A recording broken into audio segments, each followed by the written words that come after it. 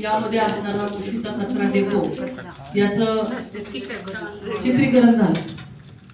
माननीय महापौर साहेब, आज आपण सगळेजण जे या ठिकाणी श्रद्धांजली वाहतोय ते जे 9 नागरिक 9 कर्मचारी गेलेत, त्यांच्या मृतात्म्यांना शांती मिळावी आणि त्यांना न्याय मिळावा या हेतूने आपण या ठिकाणी सगळेजण बसलेलो आहोत. आज कुणालाच रात्रीची झोप नाही आली. महापौर, प्रत्येक जण माणूस आहे, प्रत्येकाला संवेदना आहेत. आणि जी लहान मुलं त्यांचे वडील कामाला गेले आणि घरी नाही आले, ते त्यांच्या आईला प्रश्न विचारतात, बाबा कधी कामावर नाही येणार. म्हातारे आईबाप त्यांच्या मुलांची वाट बघतायत, ज्यांचा म्हातारपणाचा आधार गेलाय.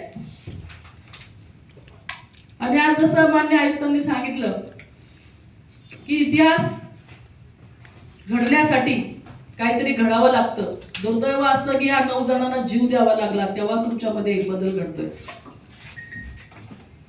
मान्य आयुक्त साहेब, नेहमी प्रत्येकाला वाटतं की शिवाजी महाराज जन्माला यावे, पण ते दुसऱ्याच्या घरात, शेजारच्या, कारण आपलं सॅक्रिफाईस करण्याचं मन नसतं.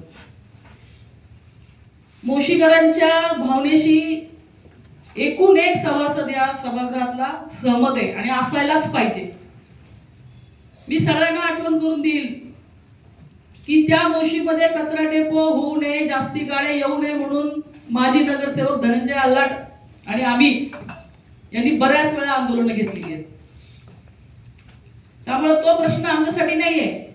आणि आम्ही का आंदोलनं केली आता सुद्धा, मान्य आयुक्त साहेब, तुम्ही तुमच्या कामामध्ये बिझी होता, तुम्ही तुमच्या जागेवर बरोबर होता, परंतु तुमच्याकडनं एक शब्द गेला की ही नैसर्गिक आपत्ती आहे.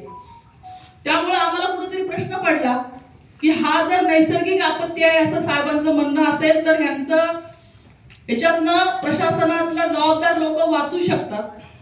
या कंपनी ज्या ठिकाणी काम करते ती सुद्धा वाचू शकते, म्हणून आम्हाला आंदोलनाचं दिशेला जावं लागलं. आणि आम्हाला असं वाटतं की आम्ही जर तात्काळ त्यावेळेस आंदोलन नसती केली तर ह्या ज्या ताबडतोब समिती गठीत झाल्या त्या सगळ्या गोष्टी त्याला थोडासा उशीर झाला असता, पण त्या योग्य वेळेमध्ये साहेब आपण तो निर्णय घेतलेला आहे. त्यामुळं कुणाचा हेतू काय, ह्याच्यापेक्षा कुणाची भूमिका काय आहे याला सुद्धा तेवढंच महत्व आहे. माननीय आयुक्त साहेब, आज आपण निलंबनाची कारवाई केली त्याबद्दल मी सभागृहाच्या वतीनं, माझ्या स्वतःच्या वतीनं मी आपला धन्यवाद देईल.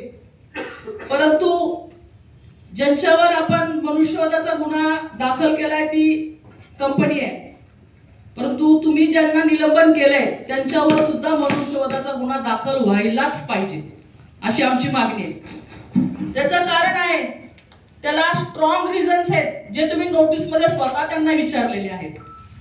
आता त्यांनी काय उत्तरे दिली हे मला माहिती नाही, तुमच्याकडे ती उत्तर आहेत, कदाचित तुम्हाला ते सांगता आले तर तुम्ही सभागृहात सांगा. पण त्यामध्ये सगळ्यात महत्वाचा जो मुद्दा आहे की ती इमारतीला परवानगी नव्हती, म्हणजे पूर्ण ते मला माहिती नाही अजून. स्ट्रक्चरल ऑडिटर त्याला तुम्ही कारवाई करणार आहात का, आर्किटेक्टवर कारवाई करणार आहात का, बिल्डरवर कारवाई करणार आहात का, हा एक प्रश्न आहे. त्या क्षेत्रीय प्रभागाचे लोक आहेत ज्यांचा त्याच्यावर कंट्रोल होता, ज्यांनी बिल्डिंग परमिशन दिली आहे, मग त्याच्यावर ऍडिशनल कमिशनर सुद्धा तात्कालीन, हे सगळं शेखर सिंग आणि जांभळे पाटलाच्या काळ झालेला विषय आहे हा सगळा बिल्डिंगचा. त्यामुळे त्यांच्या कारभारावरती सगळ्यांनाच प्रश्नचिन्ह होते, त्यामुळे त्यांच्यावरती सुद्धा कारवाई होणं अपेक्षित आहे. एमपीसीबी, एनजीटी यांनी ज्या वारंवार या कुलकर्णी साहेबांना 5 ते 10 वेळा नोटीस दिलेल्या आहेत साहेब. मग जर नोटीस कशासाठी दिल्या जातात, नियमांचं उल्लंघन होतं म्हणून नोटीस दिल्या जातात. मग त्या नोटीसवरती यांनी जर कारवाई केली असती तर आज हा दिवस आपल्यावरती आला असता का, तर नसता आला. मग मृत्यूला जबाबदार कोण, हा प्रश्न सगळ्यांच्या पुढे आहे. आपण म्हणतो की आम्ही चौकशी करू त्याच्यानंतर घेऊ, नागरिकांचा आपल्या चौकशीवरती विश्वास नाही साहेब. त्यांचं म्हणणं अशा खूप चौकशा लागतात आणि सगळे सुटतात. तर मनुष्यवधाचा गुन्हा सुद्धा या दोघांवरती झाला पाहिजे असं आमचं म्हणणं आहे. आपण जबाबदारी झटकून चालणार नाही, कारण जेव्हा आपण म्हणतो की या ठिकाणी कचरा डेपो का नाही झाला, याची जबाबदारी कुणाची आहे. परत एकदा बोलणाऱ्याने बोलत जायचं, पुढच्यानी उत्तर द्यायचं, ऐकायचं आणि पुढे जायचं. आज या महानगरपालिकेने आरोग्य आणि कचरा या विषयावरती हजारो कोटी रुपये खर्च केलेले आहेत.